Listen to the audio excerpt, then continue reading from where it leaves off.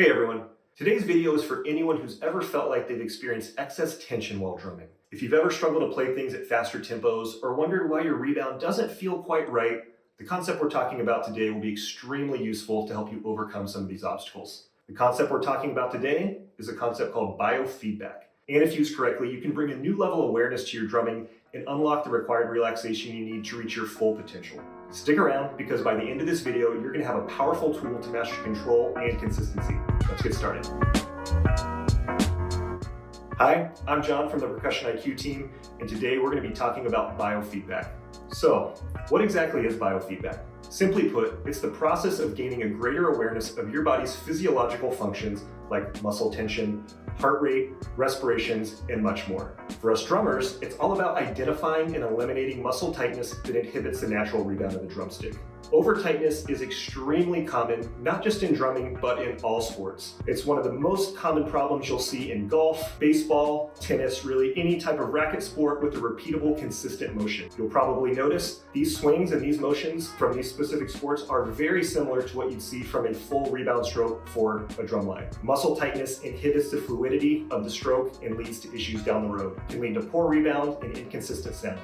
So let's talk about how biofeedback can help you overcome this problem. What we're going to take a look at is an example of biofeedback. So here's how we apply biofeedback in the form of an exercise. Pretty simple. We're going to go ahead and start with our low 8 on a hand. So everyone, I believe, will probably know 8 on a hand, just a rebound stroke, and we'll call it 3 inches. We're going to play one measure of eighth notes, which everyone should be able to do pretty easily. The next piece we're going to add on, here's our biofeedback mechanism. We are going to audibly hum. Now, we're drummers, this doesn't need to be pitch perfect, so anything that sounds something like this,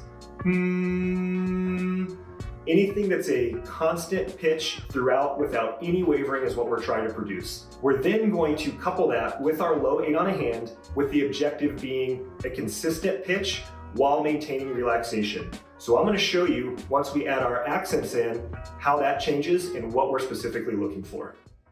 So we're going to go through the exercise that we just spoke about, and I'll demonstrate it for you so you can see exactly what I'm talking about. We start with our low 8 on a hand, so taps about 3 inches.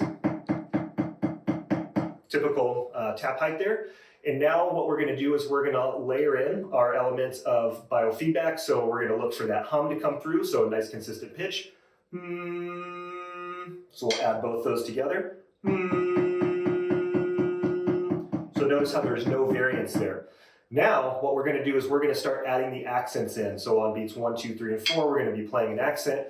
And what we are specifically trying to avoid here are the spikes in pitch. So we do not want to hear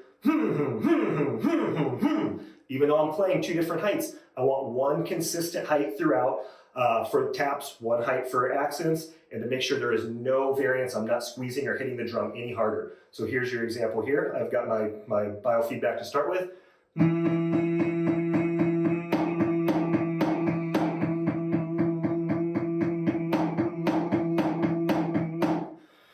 And the goal again is to maintain that constant pitch throughout. So you can take that application and then you can of course apply that to other rudiments as well. So paradiddles is going to be a really good example of that. I'll demonstrate some paradiddles for you, just starting at a very, very low tap height and then crescendoing up and then crescendoing back down. So when I start my paradiddles here, starting at again low rebound tap height, I'll then begin crescendoing.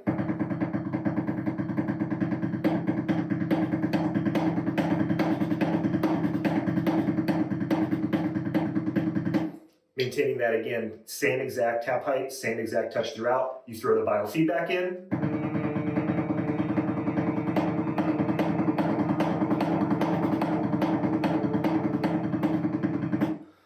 Again, always focusing on that pitch being exactly the same throughout. So try that in some of your show music, try it in some of your drumline exercises. I think you're going to find it to be a really valuable tool.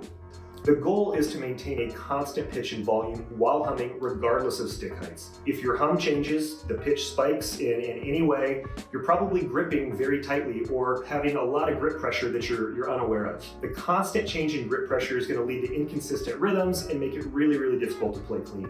One common misconception that we see a lot of drummers have, especially with accent tap type exercises, is they equate the accents and taps to harder and softer. They aren't really equivalent. A better way to think about it would be thinking about about high notes and low notes. Far too often we're seeing individuals slam the stick down, gripping really, really tight, and then playing a very, very tight, very light tap. A way that you can think about fixing this is decrease the intensity of your accent by 5%. Your sounds will become fuller, your sound's gonna become warmer, and you're gonna have a more relaxed feel overall. So let's take it to the next level. We've done 8 on a hand, we've got a few kind of easy concepts under our belt, but now let's look at it in the context of your drumline show. You probably have a snare break, a battery feature, something that's gonna be pretty difficult, and there might be some tension throughout those pieces that you aren't aware of. Yourself, as either section leader or a member in the drumline, you can hum through your snare break, you can hum through different parts of the show and identify tension. Odds are, if you feel tension, other people in your drumline do as well. If you can focus on that, you can eliminate all these unconscious micro adjustments across 10, 15, 20 people in your drumline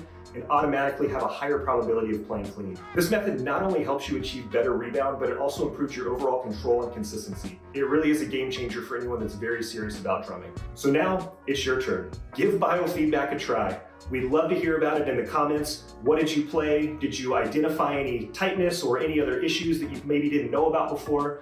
Share your results with us if you've had any breakthroughs. And again, don't forget to like this video, subscribe, and hit the notify bell so you never miss a tip like this. We want to help you drum smarter, so thanks for watching. And as always, stay humble, stay hungry, and we'll see you next time.